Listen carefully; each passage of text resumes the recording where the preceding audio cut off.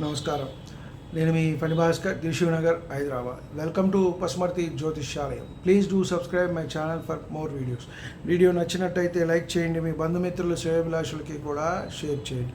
ఈ వీడియోలో మనము రాహు మహర్దశ ఏ విధంగా ఉంటుంది ద్వాదశ రాశుల్లో ఉన్నప్పుడు అనే అంశాన్ని మనం తెలుసుకునే ప్రయత్నం చేద్దాం. ముఖ్యంగా మేషం నుంచి కూడా మీనం వరకు ట్రాన్సిట్ చేస్తున్నప్పుడు ఇవి వక్రగ్రహాలు రాహుకేతువులు రెండే మనకి మిగిలినాయి. సప్తగ్రహాల గురించి తెలుసుకున్నాం.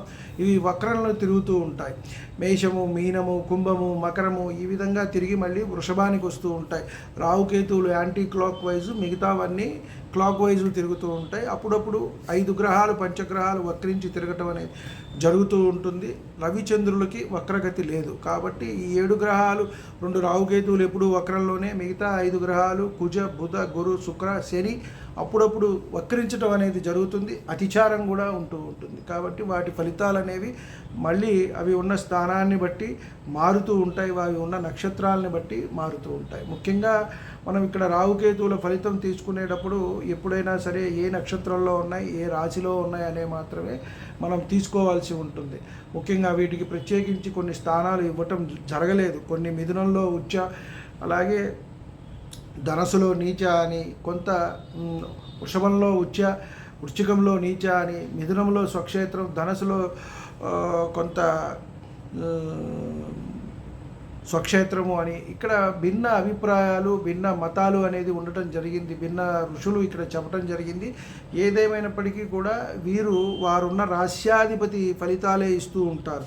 ఉదాహరణకి మన లగ్నానికి లగ్న పంచమ భాగ్యాధిపతులు అయ్యారే అనుకోండి, వాడు ఆ రాశ్యాధిపతి శుభయోగాలు, మంచి ఫలితాలు కలుగుతాయి. ఉదాహరణకి మేషంలో ఉన్నాడు రాహు, ఏ మేషం లగ్నమైంది లేదా కర్కాటకమైంది, సింహమైంది లేదా వారికి వృశ్చికమైంది, ధనస్సు, మీనమైంది లగ్నం కాబట్టి వారు లగ్న పంచమ భాగ్యాధిపతులు అయినట్టయితే వారు ఒకంత మంచి ఫలితాలు ఇస్తారు. అలాగే ఏ నక్షత్రంలో ఉన్నారు అనే దాన్ని బట్టి మనకి ముఖ్యంగా చూసుకోవాలి. అలాగే 3, 6, 10, 11 స్థానాల్లో మంచి ఫలితాలు ఇస్తారు అని చెప్పని మనము చెప్పవచ్చు. ఇక్కడ మనము తీసుకున్నట్టయితే వివిధ రాశుల్లో రాహు ఉండగా రాహు దశల్లో మనకి కలిగే సామాన్యమైన ఫలితాలు మాత్రమే మనం చెప్పటం. మళ్ళీ తర్వాత ఇక్కడ రవితో కలిసినప్పుడు ఎలా ఉంటారు, శనితో కలిసినప్పుడు ఎలా ఉంటారు, కుజుడితో, చంద్రుడితో, వేరే గ్రహాలతో కలిసినప్పుడు చూస్తున్నప్పుడు, రవితో అస్తంగత్వం చెందినప్పుడు ఎలా ఉంటారు, ఇవన్నీ మళ్ళీ మనకి మారుతూ ఉంటాయి. వ్యక్తిగత జాతక పరిశీలన అనేది మనము చేసుకోవాల్సి ఉంటుంది. ఇక్కడ ముఖ్యంగా వివిధ రాశుల్లో ఉన్నప్పుడు రాహుదశ వచ్చినప్పుడు ఏంటయ్యా అంటే మేషము, వృషభము, అలాగే కర్కాటకంలో ఉన్నప్పుడు ఎలా ఉంటుందంటే ఇక్కడ ధనము, విద్య, వినోదము, అభివృద్ధి చెందటము, ఉన్నతాధికారుల చేత సన్మానము, భార్య భర్త మధ్య సుఖము, అంటే ఇక్కడ మనము వివాహం కూడా అయ్యే అవకాశం ఉంటుంది. ఆ సమయంలో కొంతమందికి రాహు మహర్దశ ఉన్నప్పుడు కొంత ఇక్కడ భిన్నమైన ఇవి ఉన్నాయి కొంత, ఎందుకంటే అది అనుభవించిన వారికి మాత్రమే తెలుస్తుంది. మానసిక రుగ్మతులు అనేవి వస్తూ ఉంటాయి. కొంత చిన్నపిల్లలుగా అంటే 18, 20 సంవత్సరాలకు వచ్చినట్టయితే వారు దారి తప్పే అవకాశమే ఎక్కువగా ఉంది.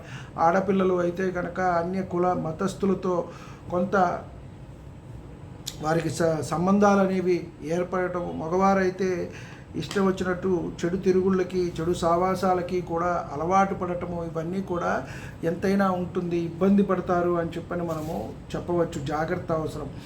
అలాగే ఇక్కడ సేవకుల వల్ల సుఖము, ఇవన్నీ కూడా మంచి జరుగుతుంది అని మాత్రమే చెప్పారు. మేషము, వృషభము, కర్కాటకంలో ఉన్నప్పుడు ఈ విధమైన ఫలితాలు కలుగుతాయి అని చెప్పారు. అలాగే మిథున సింహాల్లో ఉన్నప్పుడు అన్ని పనులు కూడా నెరవేరుతాయి. ధనము, విద్య, వాహనం, అలంకారాలు, అలాగే సన్మానాలు, గొప్పవారి చేత మంచి రంగంలోకి వెళ్ళటము. రాహు ఏంటంటే ఎప్పుడు నూతనం, కొత్తది ఎప్పుడు కోరుకుంటూ ఉంటాడు. ఎక్కువగా ఆలోచిస్తారు, ఎక్కువగా కోరుకుంటారు. అంటే చాలా ఒక 100 అంటే 200 కావాలనుకోవటం ఏదైనా సరే. కాబట్టి ఇవన్నీ కూడా ఎక్కువగా జరుగుతాయి. మనం ఊహించిన దానికంటే కూడా గొప్పగా ఉంటుంది అని మనం ఇక్కడ చెప్పవచ్చు. తులా, మకరాల్లో ఉన్నప్పుడు వీరికి ధన వ్యయం అనేది ఎక్కువగా కలుగుతుంది అని చెప్పని ఇక్కడ చెప్పడం జరిగింది. అలాగే అధిక మానసిక బాధలు, రుగ్మతలు కూడా ఎక్కువగా వస్తూ ఉంటాయి అని చెప్పడం జరిగింది. ఇక్కడ ఈ 2 చూసుకున్నట్టయితే తుల ఒకంత మనం శనిపాలిత అలాగే గురుపాలిత తీసుకుంటే ఇవి శనిపాలిత గ్రహమే కాబట్టి రాహు తుల శనికి ఇక్కడ ఉచ్చక్షేత్రం అయినప్పటికీ ఇబ్బంది పడుతున్నారు, మకరం స్వక్షేత్రం అయినప్పటికీ కొంత ఇబ్బంది పడుతున్నారు. కాబట్టి ఇవి ఒకంత మనం వ్యక్తిగతంగా కూడా పరిశీలన చేయవలసి ఉంటుంది. అలాగే కన్య మీనాల్లో ఉన్నప్పుడు మంచిగా ఉంటుంది, భార్య లేక భర్తల వల్ల సుఖము, అలాగే పుత్రుల వల్ల కూడా సుఖము, ఆధిపత్యము, వాహనాది లాభాలు, దశాంతరంలో కొంత నష్టము అని. ఎట్లయినా సరే రాహు మహర్దశ తీసుకున్నప్పుడు, శని మహర్దశ తీసుకున్నప్పుడు, కేతు మహర్దశ తీసుకున్నప్పుడు ఒకంత మనిషికి ఇబ్బంది అనేది కలుగజేస్తుంది. ముఖ్యంగా ఇక్కడ మనకి దగ్గర వారు దూరం అవటము, తల్లి లేక తండ్రి దూరం అవటం, శ్మశాన దర్శనం ఇవన్నీ జరుగుతాయి. మానసికమైన రుగ్మతలు, అలాగే ఉన్నదంతా పోగొట్టుకోవటము, వచ్చిన అవకాశాలు పోగొట్టుకోవటము ఇవన్నీ కూడా ఎక్కువగా ఇబ్బంది కలుగుతుంది. కొంతమందికి ఇప్పుడు మనం చెప్పుకున్నట్టుగా వారికి మంచి క్షేత్రంలో 3, 6, 10, 11 క్షేత్రాల్లో కానీ లగ్నాత్తు ఈ స్థానాల్లో ఉన్నప్పుడు, కొన్ని దిస్వభావం మిథున కన్య ఇలా ఉన్నప్పుడు, అలాగే వాయుతత్వ రాశుల్లో ఉన్నప్పుడు వీరు విదేశాలకు వెళ్ళే అవకాశం కూడా ఉంటుంది. ఒకటే గ్రహము మనకి మంచి చెడు రెండూ ఇస్తుందండి, కానీ లగ్నాత్తు అది ఉన్న స్థానాన్ని బట్టి అది ఎవరితో ఉంది, ఎవరిని చూస్తున్నది, ఎవరు చూస్తున్నారు, వీటన్నిటిని ఆధారంగా చేసుకుని ఇవ్వటం జరుగుతుంది. విదేశాల్లో ఉండే అవకాశం ఇస్తుంది, విదేశీ యోగము, కొత్త కొత్త విద్యలు నేర్చుకునే అవకాశం ఇస్తుంది, సంపాదన ఇస్తుంది, ఇవన్నీ కూడా ఇస్తుంది. కాబట్టి వృశ్చిక ధనసు కుంభాల్లో ఉన్నప్పుడు అధికారుల ప్రాపకము, వ్యవసాయ ఫలము, మిశ్రమ ఫలితాలు ఉంటాయి అని చెప్పని ఇక్కడ చెప్పడం జరిగింది.